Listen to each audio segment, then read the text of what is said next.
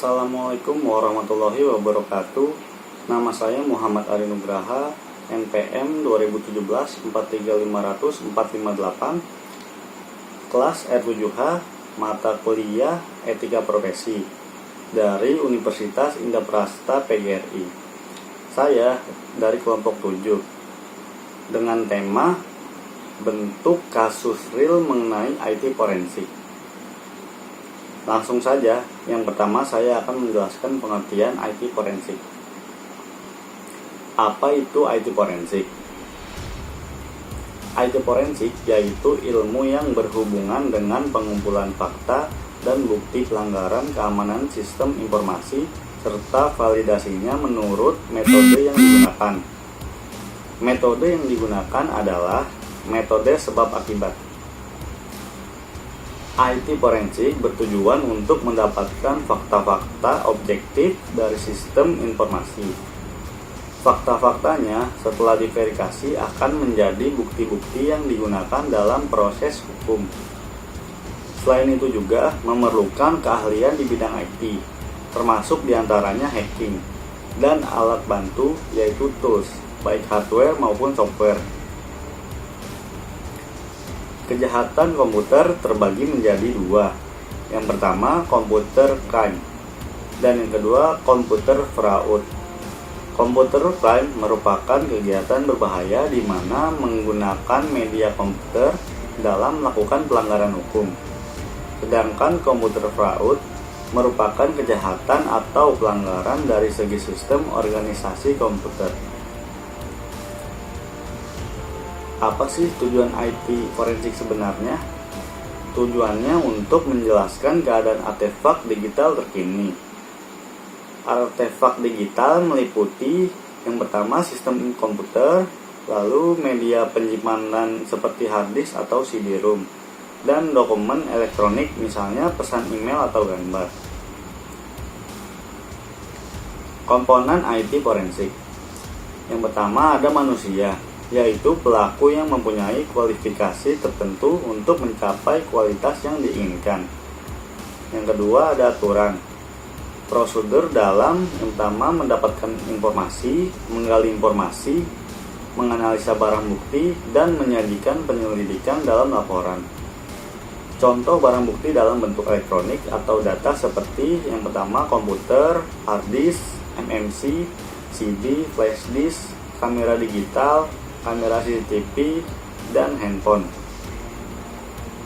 Tahapan IT forensik. Yang pertama, pengumpulan data.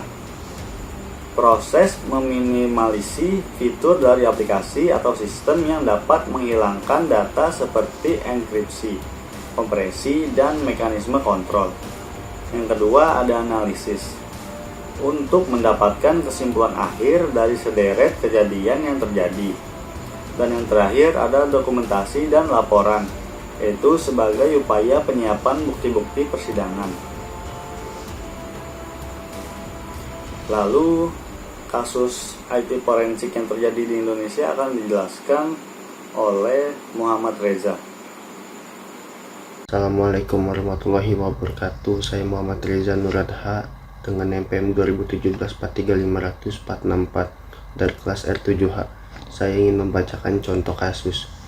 Contoh kasus terjadi pada kasus Mirna tentang sianida. Pada kasus ini, polisi menggunakan tim IT forensik dengan menggunakan CCTV. Pada prinsipnya, semua ahli digital forensik harus siap dan bersedia jika analisanya harus dilakukan oleh eksaminer atau investigator atau ahli digital forensik lainnya. Karena pada dasarnya atau secara kode etik ahli digital examiner itu dari awal sudah objektif dan netral, maka tidak mungkin ada kekhawatiran jika barang bukti akan dilakukan analisis oleh pihak lain. Hanya perlu diperhatikan kompetensi dan kesiapan ahli lain yang akan melakukan examination dan investigation. Apakah memang sudah layak disebut sebagai ahli digital forensik yang memang berpengalaman menangani alat bukti kasus real, atau hanya mampu berakting atau sekedar mengetahui apa tugas ahli digital forensik tanpa memiliki pengalaman dan kompetensi yang layak. Karena dampak atau akibatnya bisa fatal jika seorang hanya menganggap dirinya layak sebagai ahli digital forensik examiner atau investigator, tetapi tidak paham prosedur-prosedur penanganan alat bukti yang baik.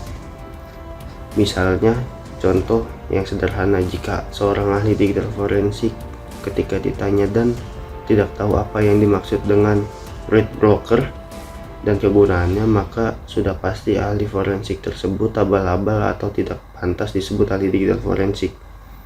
Tetapi si ahli IT dengan jelas-jelas tidak menggunakan SOP digital forensik yang benar, seperti menggunakan sumber video yang bukan dari berasal barang bukti asli ataupun hasil imaging atau copy bitstream atau hasil cloningannya, melainkan hanya dari rekaman TV persidangan yang pada dasarnya hanya menampilkan cuplikan-cuplikan video CCTV atau bahkan dari media YouTube, maka sewajarnya tidak layak disebut sebagai ahli digital forensik karena sudah tidak sesuai prosedur digital forensik dan cross examination yang benar, sehingga harus tetap setiap pendapat si ahli tersebut menjadi tidak layak dijadikan referensi atau keputusan pengadilan. Terima kasih. Assalamualaikum warahmatullahi wabarakatuh. Pemirsa, ledakan bom Jumat lalu terjadi di 2 titik, yakni di J Lounge Hotel JW Marriott dan restoran Erlangga Hotel Ritz-Carlton Jakarta. Kami mendapatkan gambar CCTV detik-detik ledakan bom bunuh diri di Hotel Ritz-Carlton Jakarta. Inilah detik-detik ledakan bom bunuh diri yang mengguncang restoran Erlangga Hotel Ritz-Carlton Jakarta. Terlihat seorang pria berjalan tertatih-tatih karena menjinjing tas berwarna hitam yang terlihat sangat berat.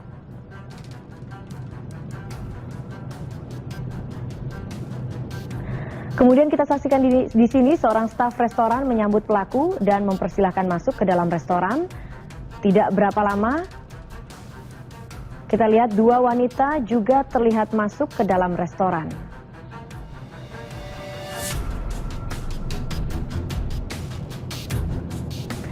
Dan beberapa menit kemudian ledakan terjadi. Inilah suasana beberapa saat setelah ledakan terjadi dilihat dari kamera CCTV dari luar hotel. Tampak di sisi kiri layar televisi Anda kaca-kaca hotel pecah dan terlempar keluar. Ledakan di Hotel Ritz-Carlton ini menewaskan 2 orang dan menciderai puluhan orang lainnya. Assalamualaikum warahmatullahi wabarakatuh. Nama saya Reza Dendi Irawan, NIPM 2017-43459, kelas R7H. Kali ini saya akan menjelaskan kasus penggunaan IT forensik yang terjadi di Indonesia. Pada tanggal 29 September 2009, Polri akhirnya membedah isi laptop Nurdin Laptop yang ditemukan dalam penggerebekan di Solo. Dalam temuan tersebut, akhirnya terungkap video rekaman kedua pengantin dalam ledakan bom di Mega Kuningan. Dani Dwi Permana dan Nana Ihsan Maulana. Sekitar 3 minggu sebelum peledakan, Dani Dwi Permana dan Nana Ihsan pada video tersebut setidaknya melakukan field tracking sebanyak 2 kali ke lokasi JW Marriott dan Ritz-Carlton yang terletak di daerah elit di mana banyak embassy di sini. Mega Kuningan. Dalam melakukan survei tersebut, Dani dan Nana didampingi oleh Saifuddin Zuhri sebagai pemberi arahan dalam melakukan eksekusi bom bunuh diri. Tampak belakang adalah target gedung Ritz-Carlton. Dari digital evidence yang ditemukan terungkap bahwa mereka sempat melakukan survei lebih dulu sebelum melakukan pengeboman, kata Kadif Humas Polri Irjen Nanang Soekarno Selasa 29 tanggal 9. Pada survei pertama tanggal 21 Juni 2009 sekitar pukul 07.30, Dani dan Nana bersama Saifuddin Zuhri memantau lokasi peledakan, namun mereka tidak masuk ke dalam Hotel JW Marriott dan Ritz-Carlton yang menjadi sasaran utama. Ketiganya hanya berada di sekitar lapangan sekitar lokasi tersebut. Nana dan Ihsan terlihat melakukan skating dan jogging di sekitar lokasi yang memang terhampar lapangan rumput yang luas lapangan sepak bola. Survei yang kedua dilakukan pada tanggal 28 Juni 2009 dan dilakukan sekitar pukul 17.40. Dani Nana dan Saifuddin Zuhri kembali mendatangi lokasi sama untuk terakhir kalinya sebelum melakukan peledakan. Zuhri sempat terdengar mengatakan bahwa aksi tersebut dilakukan agar Amerika hancur, Australia hancur, dan Indonesia hancur. Dari rekaman terakhir juga diperdengarkan perbicaraan Saifuddin Zuhri dan Nana dan Ikhwan. Sempat terdengar mengatakan bahwa aksi tersebut dilakukan agar Amerika hancur, Australia hancur, dan Indonesia hancur. Dari ucapan Zuhri terungkap mereka masih mengincar Amerika, Australia sebagai target operasi, ungkapan Nana. Menurut Kepala Unif Cybercrime Bareskrim Polri, Komisaris Besar Petrus Golese, dalam laptop Nurdin ada tulisan milik Saifuddin jelas, alias Saifuddin Zuhri. Dari dokumen tulisan Saifuddin Jalani, polisi bisa mengetahui pembagian tugas dalam jaringan teroris Nurdin M-Top. Kita adalah organisasi rapi, ada pimpinan dan bendahara. Ada yang ngurusi dana, cari orang alias provokasi, mengeluarkan fatwa, menjaga keluarga muhajir, cari bahan peledak, cari senjata, urusan politik, mengambil film rekaman, kurir, pencari mobil, kata Petrus, menirukan isi tulisan Saifuddin Jailani atau yang suka dipanggil SJ. Kata Petrus, peran-peran tersebut bukan rekaan polisi, tapi berdasarkan tulisan anggota jaringan teroris. Selain membenci peran anggota jaringan teror dan tulisan Saifuddin Jalani, juga bisa diketahui mengapa kelompok teroris Nurdin M-Top beroperasi di Indonesia, termasuk mengapa teroris mengincar Amerika dan Australia. Negara beserta sistem UU adalah kafir, kata Petrus menirukan tulisan Saifuddin Jalani. Meneruskan dakwah dari KBRI yang berujung pada sikap tak jelas dan kawan-kawan bermualah dengan togut-togut KBRI, tambahan Petrus, masih menirukan tulisan Saifuddin Jalani. Menurut Petrus, sejak 2005 sampai saat ini, Saifuddin Jalani punya posisi penting dalam jaringan Nurdin. Dia pimpinan strategis jaringan Al-Qaeda Asia Tenggara. Tambahan dia, pria yang kerap disapa Udin ini banyak terlibat jaringan di Al-Qaeda. Oke, terima kasih. Itulah penjelasan dari saya. Kesimpulan, jadi menurut kami bertiga, IT forensik itu penting dalam memecahkan kasus yang berhubungan dengan IT maupun tidak. Selain itu juga dengan adanya IT forensik juga dapat membantu pekerjaan dalam memecahkan masalah kasus apa saja. Dari kasus tersebut terlihat jelas dengan adanya rekaman CCTV yang diolah oleh tim IT forensik dapat menemukan hasil tentang kasus dan bisa menjadi bukti kuat untuk dibawa ke pengadilan. Selain itu juga dengan adanya IT forensik juga dapat membantu pekerjaan dalam memecahkan masalah kasus apa saja.